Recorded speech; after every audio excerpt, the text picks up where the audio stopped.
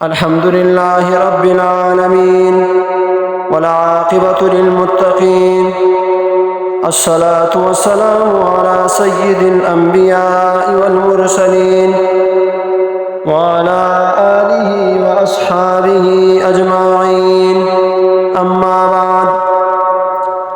محترم سامعین اکرام، یہ بیان گزشتہ سے پیوستہ ہے۔ جیسا کہ میں نے آپ کو پچھلی بیان میں عرض کیا تھا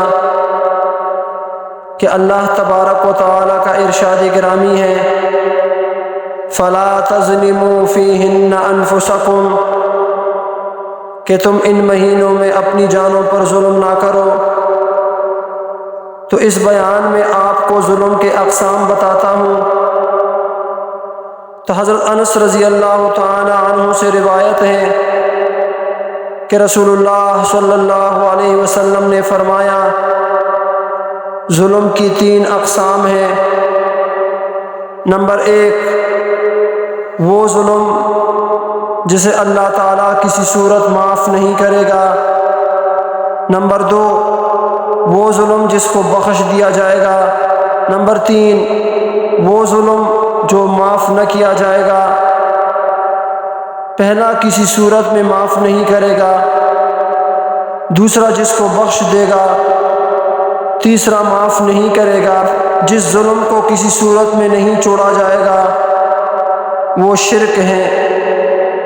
ارشاد باری تعالی ہے ان الشرک لظلم عظیم، شرک سب سے بڑا ظلم ہے، یعنی اللہ تعالیٰ کا حق نہیں دینا، اللہ تعالیٰ کے حق میں کمی کر دینا، اللہ تعالیٰ کے احترام میں کمی کر دینا۔ اس کا سب سے بڑا مظہر یہ ہے کہ اللہ تعالیٰ کے ساتھ کسی کو شریک کر دینا۔ ظلم کی پہلی قسم شرک ہے، جس سے ہم سب کو بچنا چاہیے، کیونکہ جو اپنے خالق کا احترام نہیں کرتا، جو اپنے رب کا احترام نہیں کرتا، جو اس کا حق نہیں دیتا، تو پھر وہ انسانوں کا حق کیسے ادا کرے گا؟ اس لیے اللہ تعالیٰ نے شرک کو ظلم عظیم قرار دیا۔ ان الشرک لظلم عظیم۔ نمبر 2، وہ ظلم جس کو بخش دیں گے وہ اللہ اور بندے کے درمیان ہے، یعنی اللہ کا حق کی عبادت نہ دینا۔ اگر اس میں کوئی کمی بیشی ہو گئی اور انسان نے توبہ کر لی تو اللہ تعالیٰ اس کو معاف کر دے گا۔ نمبر 3، وہ ظلم جس کو معاف نہیں کیا جائے گا وہ بندوں کا آپس میں ایک دوسرے پر کیا ہوا ظلم ہے، یعنی حقوق العباد میں کمی۔ اللہ تعالیٰ ہر صورت میں بعض مظلوموں کو بعض ظالموں سے قصاص دلوائے گا، یعنی قیامت کے دن بدلہ دینا پڑے گا۔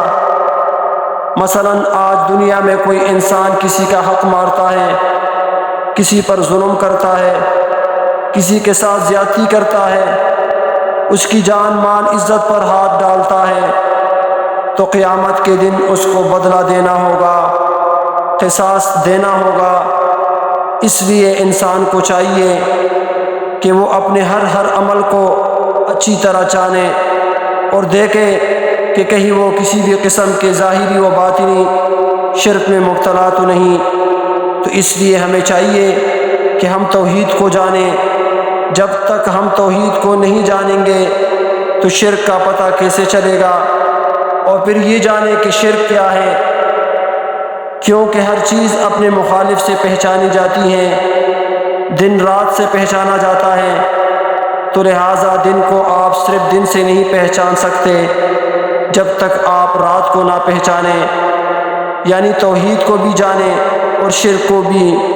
بہرحال آج ہمارا موضوع محرم الحرام ہے، وہ حرمت انسان اور خصوصاً حرمت مسلمان کہ ان کا احترام کیسے کرنا ہے، کیونکہ قیامت کے دن انسان جب تک معاف نہیں کرے گا تو اللہ تعالیٰ بھی معاف نہیں فرمائے گا۔ تو ہمیں چاہیے کہ ہم دنیا میں اپنے معاملات صاف کریں۔ قرآن و سنت کی تعلیمات کی روشنی میں ہم دیکھتے ہیں کہ جو چیزیں ہمیں بتائی جا رہی ہیں یا دکھائی جا رہی ہیں ان میں سے کوئی عادت، کوئی بات، کوئی چیز میرے اندر تو نہیں پائی جاتی، اگر پائی جا رہی ہے تو ان سب چیزوں کو ہم اپنی زندگی سے باہر کر دیں۔ خدا نخواستہ اگر وہ باتیں ہمارے عمل میں موجود ہیں تو ہمارے اعمال نامے میں مکمل طور پر ریکارڈ ہو رہی ہیں، جمع ہو رہی ہیں۔ قیامت کے دن وہ سب کچھ تولا جائے گا اور پھر سارے انسان کھڑے ہوں گے کہ جن پر چھوٹا یا بڑا کچھ بھی ظلم کیا ہوگا وہاں ان کا بدلہ دینے کے لیے ہمارے پاس نہ مال ہوگا اور نہ کچھ اور، بلکہ وہاں بدلہ اعمال سے دلوایا جائے گا۔ تو پہلے ہی شاہد اپنے لیے بھی کافی نہ ہو، کہاں ہم دوسروں کو اپنے اعمال بانٹیں۔ تو سب سے پہلی بات تو یہ ہے کہ اللہ تعالیٰ نے ظلم کو حرام قرار دیا ہے۔ اس سلسلے میں آپ کو حضرت ابو ذر رضی اللہ تعالیٰ عنہ کی روایت پیش کرتا ہوں۔ وہ روایت کرتے ہیں کہ نبی کریم صلی اللہ علیہ وسلم کا ارشاد ہے کہ اللہ عز و جل نے ارشاد فرمایا، اے میرے بندو، میں نے اپنے اوپر ظلم کو حرام قرار دیا ہے کہ اللہ کسی بندے پر ظلم نہیں کرتا، کسی مخلوق پر، جسے ارشاد ہے وَمَا رَبُّكَ بِظَلَّامٍ لِّلْعَبِيدِ، اللہ اپنے بندوں پر ظلم کرنے والا نہیں، اور میں نے تمہارے درمیان بھی ظلم کو حرام قرار دیا ہے، لہٰذا تم ایک دوسرے پر ظلم نہ کرو۔ ظلم حرام ہے، ممنوع ہے، کسی بھی صورت میں اس کی اجازت نہیں ہے۔ ایک اور حدیث میں آتا ہے کہ ظلم قیامت کے دن اندھیروں کی صورت میں ہوگا۔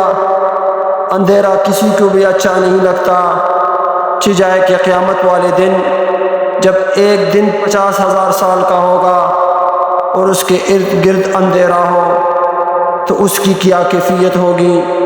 اللہ تعالی ہمیں ظلم سے بچائے اور ہمیں اتفاق اور اتحاد نصیب فرمائے۔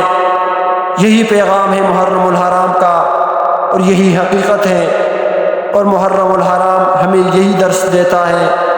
اللہ جل شانہ ہمیں عمل کرنے کی توفیق عطا فرمائے، آمین ثم آمین۔